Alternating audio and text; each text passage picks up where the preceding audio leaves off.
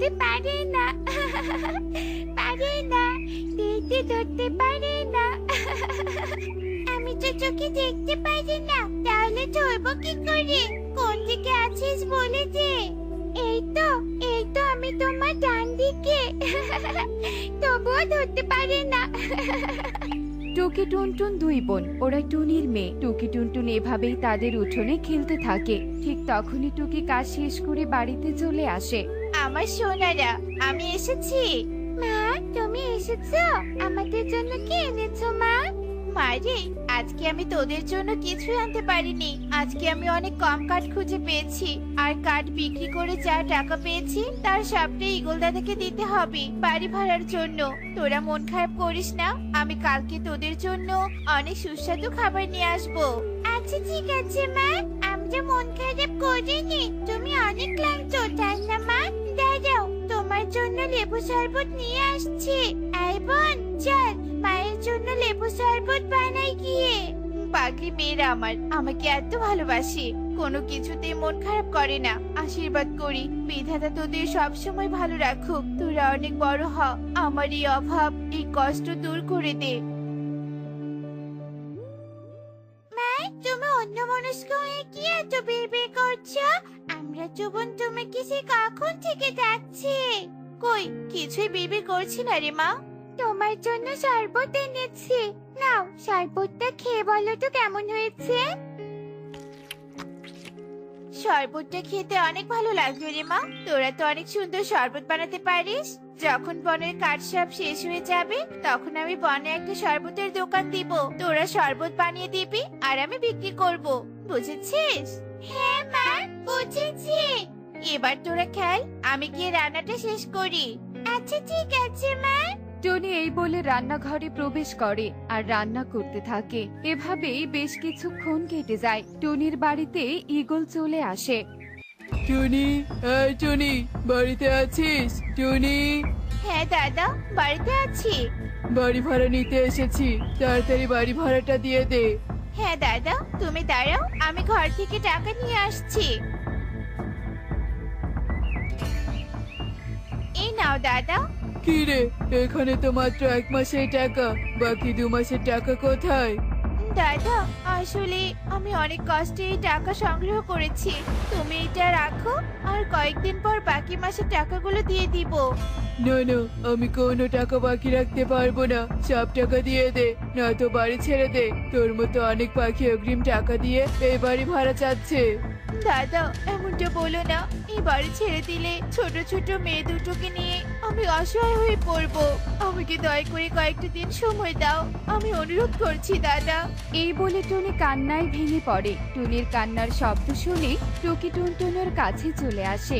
আচ্ছা বেশ, তোকে 5 দিন সময় দিলাম। 5 দিনের ভিতরে সব টাকা না দিলে আমি এই বাড়ি থেকে তোকে বের করে দিয়ে অন্য পাখিকে বাড়ি ভাড়া দিব, এই বলে দিলাম।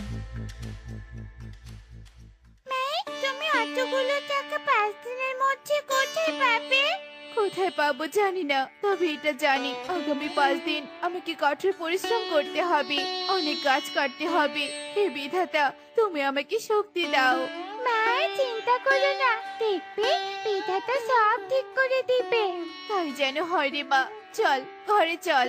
টুনি তার মেয়েদের নিয়ে ঘরে চলে যায়। এভাবেই সেই দিন কেটে যায়। পরের দিন টুনি তার মেয়েদেরকে বাড়িতে রেখে কাঠ কাটার উদ্দেশ্যে গভীর বনে চলে আসে। আশেপাশে তো কাটার মতো কোনো গাছই দেখছি না। যাই তো ওদিকটা দেখি কোনো গাছ পাই কিনা। ওই তো মোটা একটা গাছ, যাই গাছটা কাটি। টনি এই বলে সামনে থাকা মোটা গাছটার কাছে চলে আসে। ওরে বাবারে, ওরে মারি, আমার পাটা গেল রে গেল। আহ! আহ! হায় হায় রে, এটা কি হলো আমার পা? আহ! টনি পায়ের ব্যথায় কান্নায় ভেঙে পড়ে। এভাবেই কিছুক্ষণ কেটে যায়। টনি নিজেই নিজেকে সামলায়। বিধাতার অশেষ কৃপায় পাটা ভেঙে যায়নি, সামান্য মচকেছে। তবে মনে হচ্ছে আজকে আর কোনো কাজ করতে পারবো না। কিন্তু কাজ না করলে যে ঈগল দাদার টাকা দিতে পারবো না। আর দেরি না করে কাজটা কেটে ফেলি। এই বলে টুনি যেই উঠে দাঁড়াতে ধরে ঠিক তখনই পায়ে ব্যথা পেয়ে আবারও মাটিতে পড়ে যায়। হায় হায় রে, আমি তো দাঁড়াতেই পারছি না। আমি সত্যি আজ কাজ করতে পারবো না। আমার শরীরটাও ভালো লাগছে না। আমাকে এক্ষুনি বাড়ি যেতে হবে। যেই কথা সেই কাজ। টুনি ওখান থেকে অনেক কষ্টে ব্যথাযুক্ত পা নিয়ে বাড়িতে চলে আসে। মা, কি হয়েছে তোমার? তুমি এমন খুঁড়িয়ে খুঁড়িয়ে হাঁটছো কেন? মারি, একটা শুকনো ডাল আমার পায়ের উপর পড়ে পাটা মচকে গিয়েছে। হায় হায়, পা মচকে গিয়েছে? দিদি, তুমি মাকে ঘরে নিয়ে যাও। আমি পায়ে লাগানোর জন্য ঔষধি গাছ নিয়ে আসছি। টুকি টুনিকে ঘরে নিয়ে আসে। টুনটুন বাড়ির পেছনের জঙ্গল থেকে ঔষধি গাছ খুঁজে এনে টুনির পায়ে লাগিয়ে দেয়। এভাবেই সেই দিন কেটে যায়। পরের দিন টুনি কিছুটা সুস্থ হয়ে ওঠে। একি মা, তুমি কোদাল নিয়ে কোথায় যাচ্ছো? গাছ কাটতে যাচ্ছি রে মা। কালকে তো কোনো গাছই কাটতে পাইনি। এভাবে ঘরে বসে থাকলে ঈগল দাদার টাকা পরিশোধ করতে পারবো না।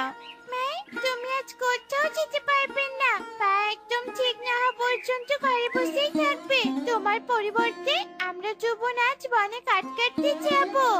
বলিস কি? তোরা পারবি না কাঠ কাটতে? কাঠ কাটা অনেক কষ্টের কাজ। কে বলেছে পারবো না? আমরা তোমার মেয়ে, আমাদেরকে সব পারতেই হবে।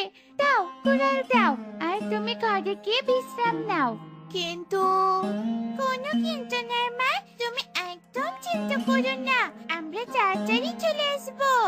এই বলে ওরা দুই বোন টুনিকে কোনো কথা বলার সুযোগ না দিয়ে কুড়াল নিয়ে বাড়ি থেকে বেরিয়ে পড়ে। কিছু দূর যেতেই ওরা বলতে থাকে, দিদি, তাড়াহুড়ো করে তো চলে এলাম। মাঝে কোন দিকে গিয়ে কাট কাটে সেটাই তো মায়ের কাছে শুনিনি। এখন কি হবে? চিন্তা করিস না। ওই দেখ, সামনে কালু কাকা দাঁড়িয়ে আছে। চল, কালু কাকাকে গিয়ে জিজ্ঞেস করি।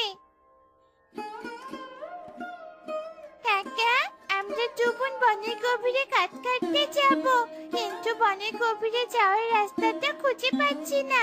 আমাদেরকে একটু রাস্তাটা দেখিয়ে দিবে? কিরে, তোদের মা না রোজ কাট কাটতে যায়? তাহলে তোরা কেন? তোদের মা কই? মা পায়ে ব্যথা পেয়েছে, তাই মায়ের পরিবর্তে আমরা কাঠ কাটতে যাচ্ছি। বলে যাও না কাকা, রাস্তাটা কোন দিকে? ওই যে সামনের রাস্তাটা দেখছিস না, ওটা দিয়ে সোজা গিয়ে বাম দিকে মোড় নিলেই বনের গভীর দেখতে পাবি। ঠিক আছে কাকা, তোমাকে অনেক ধন্যবাদ। দিদি, চলো। এই বলে ওরা দু বোন কালুর দেখানো পথের দিকে চলতে থাকে। আর কিছুক্ষণের মধ্যেই বনের গভীরে চলে আসে। বনের গভীরে এসে ওরা দুই বোন কাঠ কাটার জন্য গাছ খুঁজতে থাকে। ঠিক তখনই ওদের কানে একটা আর্তনাদ চলে আসে।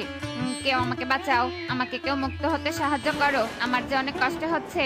দিদি, মনে হয় কেউ বিপদে পড়েছে। চলো তো খুঁজে দেখি কে বিপদে পড়েছে। হ্যাঁ হ্যাঁ, ঠিকই বলেছিস, চল চল। ওরা দুই বোন খুঁজতে থাকে। আর খুঁজতে খুঁজতে শিকারীর জালে আটকে থাকে এক খরগোশের সামনে চলে আসে। পাখিরা, আমাকে মুক্ত করো, দয়া করে আমাকে সাহায্য করো। শান্ত হও, আমরা তোমাকে সাহায্য করার জন্য এসেছি। দাঁড়াও, এক্ষুনি তোমাকে মুক্ত করছি। এই বলেই ওরা দু বোন খরগোশকে শিকারীর জাল থেকে মুক্ত করে। শান্তি। পাখিরা, তোমাদেরকে অনেক ধন্যবাদ। তোমরা আমাকে সাহায্য না করলে শিকারী এসে আমাকে ধরে নিয়ে যেত। তখন আর আমার পরিরাজ্যে ফেরা হতো না। পড়ে যাচ্ছ? পড়ে যাচ্ছি ফেরা হতো না মানে? কে তুমি? তুমি কি পড়ি নাকি? না, আমি পরি নই। পরিরাজ্যের পরীর পালিত খরগোশ। পরিরাজ্য থেকে কোমল সবুজ ঘাস খেতে এসে এই বনে আটকা পড়েছিলাম। তা তোমরা এত ছোট পাখি হয়ে বনের গভীরে কি করছো? আমাদের মা অনেক অসুস্থ, তাই আমাদের মায়ের হয়ে আমরা কাঠ কাটতে এসেছি। আমরা অনেক গরিব তো, একদিন কাঠ না কাটলে হয় না। আহারে, তোমাদের অনেক কষ্ট। আমি তোমাদের উপহার দিতে চাই। এই নাও, এখানে অনেকগুলো সোনার গাজর আছে। এই গাজরগুলো আজ থেকে তোমাদের। খরগোশ জাদু করে এক থলে ভর্তি সোনার গাজর টুকি আর টুনটুনকে উপহার দেয়। আর টুকি টুনটুনের কাছে বিদায় নিয়ে সেখান থেকে চলে যায়। টুকি টুনটুনও খুশি মনে বাড়ির দিকে চলতে থাকে। ঠিক তখনই ওদের সামনে কালু কাক চলে আসে। কি রে, তোরা কাঠ কাটতে গিয়ে কাঠ না নিয়ে থলে নিয়ে আসলি যে? তা থলেতে কি আছে? সোনার গাজর। কি বললি? সোনার গাজর? কই দেখি দেখি।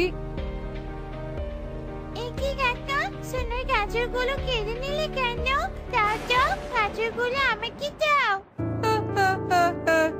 এগুলো এখন থেকে আমার, তোরা আর এগুলো পাবি না। যা এখান থেকে, চলে যা। এগুলো দিয়ে আমি অনেক ধনী হব।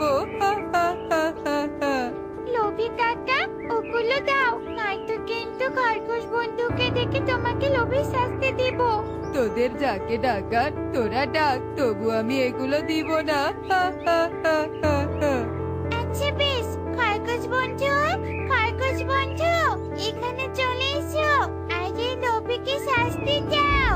টুকি এভাবে বলার সাথে সাথে খরগোশ সেখানে প্রকট হয় আর লোভী কালুকে লোভের শাস্তি দেয়। টুকি টুনটুন পুনরায় সোনার গাজরগুলো ফিরে পায় আর খরগোশকে ধন্যবাদ দিয়ে খুশি মনে বাড়িতে ফিরে আসে আর টুনিকে সব কথা খুলে বলে। সব শুনে টুনিও খুশি হয়। এভাবেই কয়েকদিন কেটে যায়। টুনিরা অনেক ধনী হয়ে ওঠে আর বেশ সুখেই দিন কাটাতে থাকে।